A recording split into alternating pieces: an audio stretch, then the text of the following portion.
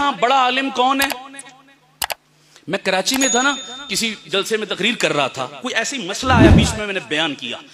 एक मारूफ डॉक्टर है हमारी मीडिया की दुनिया की, तो एक बंदे ने मुझ पर सवाल कर दिया, मौलाना साहब आप ये मसला तो यूं बयान कर रहे हैं, फलां डॉक्टर साहब से तो मैंने सुना, उन्होंने तो यूं बयान किया।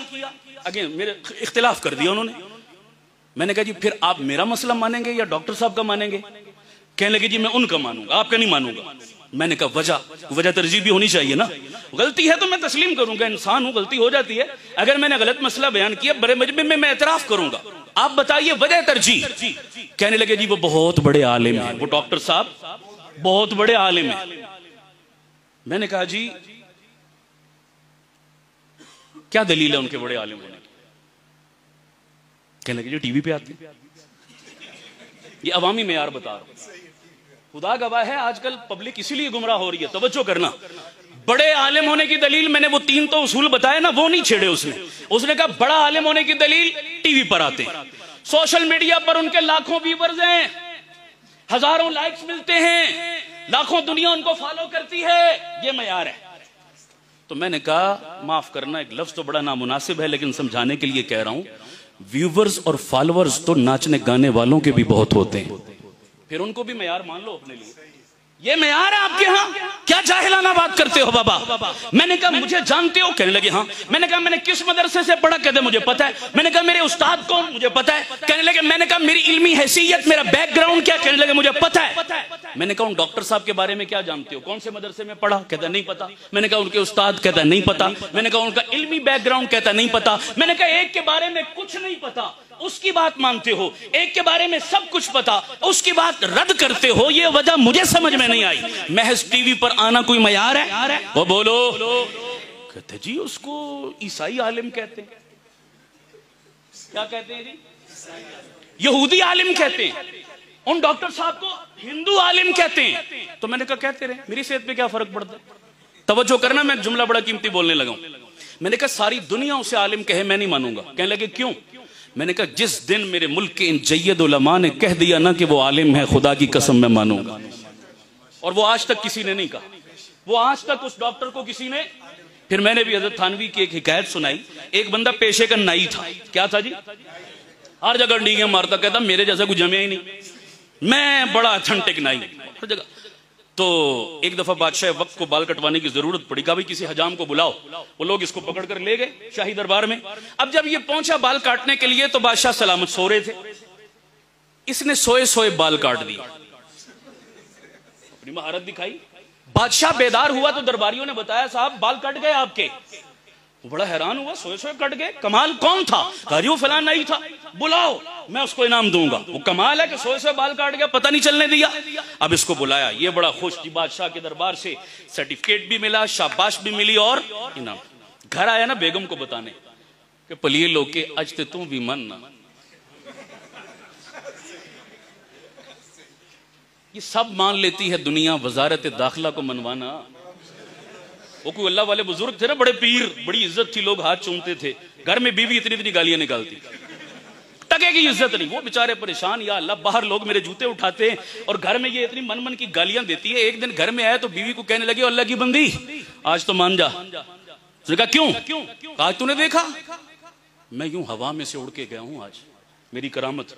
हवा में से उड़ता हुआ मैं घर के सेन से गुजर के गया था, देखा तूने? मैंने कहा अच्छा ये तू था? हाँ मैं ही तो था, और कौन था? तो कहने लगी ताई मैं आंखें डिंगा डिंगा क्यों पे उड़ दे। शक मैंने पै गया सी पहले, उसने कीड़ा निकाल के ही छोड़ना है। सुनो एक जुमला कहने लगा हूं, खुदा की कसम दुनिया माने कमाल नहीं है, घर की बीवी माने कमाल है। और ये कमाल अगर किसी शख्सियत में था तो उसे मोहम्मदुर रसूलुल्लाह कहते हैं। सबसे पहले घर की बीवी रत्बुल लिसान है, आका आपसे कोई नहीं है। अब ये मेरी बात दूर निकल जाएगी। ये कमाल है क्योंकि बीवी लिबास है, उससे ज्यादा इंसान की शख्सियत को कोई और ये मामूली बात नहीं है।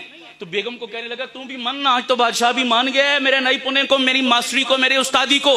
बीवी बड़ी समझदार थी। जुमला सुनना, बीवी कहने लगी बादशाह जैसे 100 मिलकर भी तुझे उस्ताद कह दें मैं फिर भी। अब ये उससे लड़ पड़ा, कहता तुझसे मेरी तारीफ इज्जत बर्दाश्त नहीं होती, तू मुझसे जलती हसद करती। उसने कहा बात हसद की नहीं, बात उसूल की है। उसूल क्या है? उसने कहा उसूल ये है कि बादशाह को क्या पता कि नाई पुना क्या होता है। वो बादशाह है, नाई नहीं है। वो समझ आ रही नहीं आ रही? उसको इस फन की बारीकियों का कुछ नहीं पता। तो बादशाह जैसे 100 मिलकर तेरी, हाँ मैं तुझे उस्ताद उस दिन मानूंगी जिस दिन तेरे साथ के 4 नाइयों ने मिलकर तुझे उस्ताद कह दिया, और वो आज तक किसी ने नहीं कहा। फलां टीवी पर आ गया, फलां मीडिया पर आ गया, फलां सोशल मीडिया पर आ गया, फलां के इतने फॉलोवर हो गए, फलां को इतने लाइक मिल गए, फलां ने उसकी तारीफ कर दी, फलां ने उसकी तारीफ कर दी। क्या तमाशा है? दीन को बाजीचा अतफाल मत बनाओ, दीन को खिलवाड़ मत करो, अल्लाह के कुरान के साथ जुल्म मत करो। कुरान समझने के लिए बहरहाल तुम्हें उलमा के दरवाजे पे आना पड़ेगा। आखिरी बात कह के बात खत्म करता हूं। ये अंधेरों की तज़किरा कर रहा हूं, अंधेरों वालों को सींग थोड़े ही होते हैं। ये अंधेरे वाले ना जिनका मैं जिक्र कर रहा हूं। हाँ, रोशनियां तो मौलाना जला रहे हैं ना। खैर, आखिरी बात कहने लगा। हमारे पिंडी में एक एकेडमी है, वो जितने सरकारी महकमों के रिटायर बाबे हैं ना उन्होंने बनाई हुई है। जितने महकमों से रिटायर हो गए, बज़ाहिर अपने कहीं अच्छा काम किया उन्होंने। एकेडमी का नाम रखा इस्लामिक रिसर्च एकेडमी। क्या नाम रखा? अच्छा, ये जुमला भी बड़ा खतरनाक है। क्यों हजरत? ये रिसर्च वाला कीड़ा है ना, यही तो गुमराह कर रहा है सबको। ऐसा ही है जी। अब बात आ गई है तो थोड़ी सी मैं इस पर अर्ज कर दूं जरा। बात रोशनी अंधेरों की चल रही है। रिसर्च, आपसे सवाल करता हूं, मुझे बताएं, एक लफ्ज होता है सर्च और एक क्या होता है? एक होता है चेक और एक होता है। इतना तो आप माशाल्लाह सब जानते होंगे। ये रिसर्च और रीचेक कौन सी अथॉरिटी करती है, जूनियर या सीनियर? ऊंची बोलो भाई, और ऊंची बोलो। और हमारा ईमान है कि सहाबा, फुकहा, अइम्मा मुज्तहिदीन, मुहद्दिसीन हर एतबार से हमसे कोसों ज्यादा सीनियर थे या नहीं थे? हमें तो अलिफ बे भी नहीं आती बाबा, हम तो नकाल है सारे। हम तो उनकी जूतियों के सदके जो कुछ मिला आगे नकल कर रहे हैं। हमें कुछ नहीं पता। वो असल थे, वो अथॉरिटी थे, वो हुज्जत थे, वो दलील थे, वो थे असल सीनियर। उन्होंने जितने मसाइल कुरान और सुन्नत की रोशनी में हमारे हवाले कर दिए, हमें चुप करके आंखें बंद करके उन मसाइल पर क्या करना चाहिए? ऊंची बोलो, क्या करना चाहिए? असल तो अमल था हमारे जिम्मे, तो जो काम हमारे जिम्मे था हमने वो क्या कर दिया? हमने दूसरा पंगा लेना शुरू कर दिया। रिसर्च। अब इन बेवकूफों से को पूछे कि बाबा तुम 14वीं सदी में आकर अपनी नमाज सीधी नहीं आती, तुम सहाबा के मसले रीचेक करोगे, तुम कुरान और सुन्नत पे रिसर्च करोगे, तुफ है तुम्हारी अक्लों पर। बात समझ आ रही नहीं आ रही? ये क्या तमाशा बना के रख दिया तुमने? तुम्हें हक किसने दिया रिसर्च करने का जनाब? पहले अपनी अथॉरिटी तो बताओ। क्या पिद्दी और क्या पिद्दी का शोरबा? क्या तुम और क्या तुम्हारी औकात?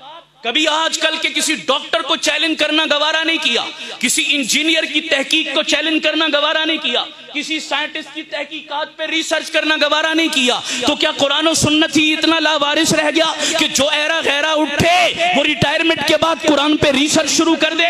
भाई रिसर्च का तो मतलब ही ये है कि पहली सर्च पर हमें एतमाद, उसका तो माना ही ये बनता है बाबा। तो तुम सहाबा की तहकीकात पर एतमाद करते हो या नहीं करते? बोलो। अइम्मा मुज्तहिदीन और फुकहा की तहकीक पे एतमाद करते हो या नहीं करते? तो उन्होंने मुझे दावत दी रिसर्च एकेडमी में, मैं चला गया।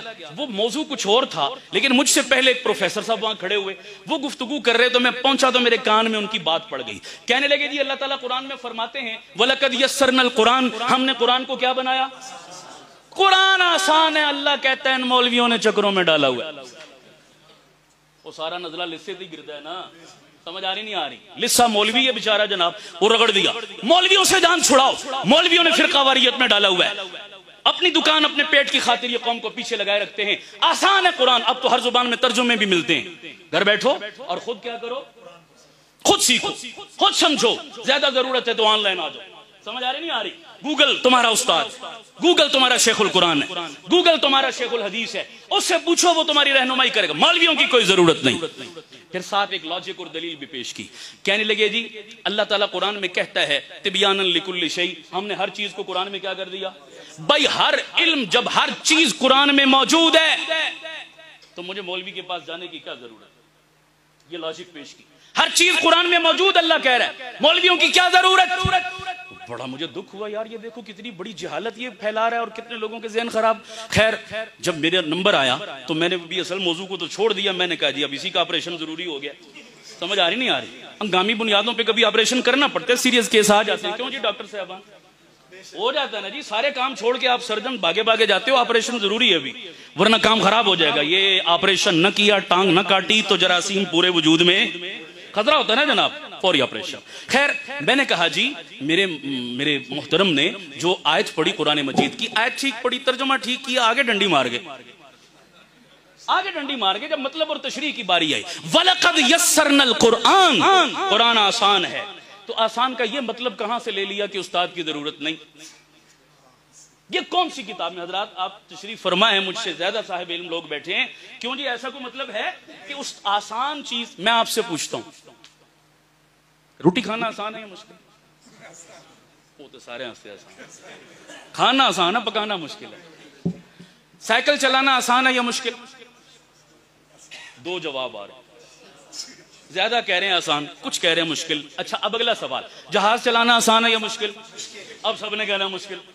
हम देखते हैं 23 मार्च को जनाब वो परेड होती है और फिजा में तैयारे उड़ते हैं और वो कलाबाजियां लगाते हैं और करतब दिखाते हैं और हम इतना मुंह खोलकर जनाब उनको हैरान परेशान, या अल्लाह तैयारों की कलाबाजियां लग रही है, क्या है? एक जुमला कहने लगा, मुश्किल है उसके लिए जिसने चलाना सीखा नहीं, और आसान है उसके लिए जिसने चलाना, जिसने नहीं सीखा उसके लिए साइकिल भी मुश्किल, और जिसने सीखा उसके लिए जहाज भी क्या है? आसान। ये मतलब है इस आयत का कि जिसने इन उलमा के कदमों में बैठकर कुरान सीखा, कुरान उसके लिए आसान है, और गुमराही है उसके लिए जिसने आज खुद इंटरनेट पे बैठ के सीखा।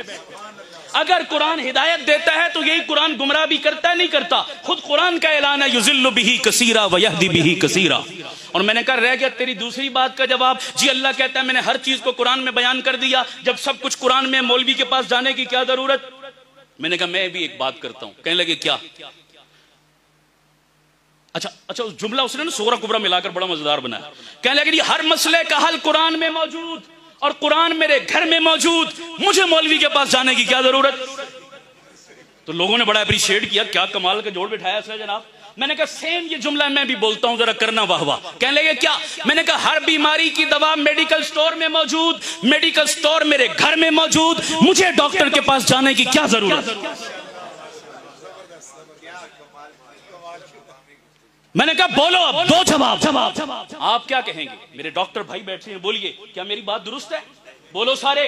और जी डॉक्टरों ने दुकानदारी बनाई हुई है, अपनी फीस के लिए कहते हैं नहीं हमारे पास आओ। क्या ख्याल है मेरे ये लॉजिक दुरुस्त होगी? नहीं। आपका घर दवाइयों से भरा हो, लेकिन कब लेनी है, कितनी लेनी है, किस मिजाज के बंदे को कैसी दवा लेनी है, तमाम दवाइयों के बावजूद तुम डॉक्टर के मोहताज हो। कुरान और हदीस तेरे घर में तेरी जुबान वाला पड़ा तर्जुमा मौजूद है, लेकिन इसको समझना क्या, मतलब क्या, मफहूम क्या, तशरीह क्या और इसकी वजाहत क्या है, सारी अलमारियां भरी हैं किताबों की, फिर भी कुरान और सुन्नत के समझने के लिए उलमा के मोहताज हो। आ रही है समझ? नहीं आ रही? इतना काफी है जी। मैं वक्त बहुत हो गया, मैं माजरत चाहता हूँ, फिर बाकी उधार से ही यार जिंदा मुलाकात बाकी। व आखिर दावाना अनिल हम्दुलिल्लाह।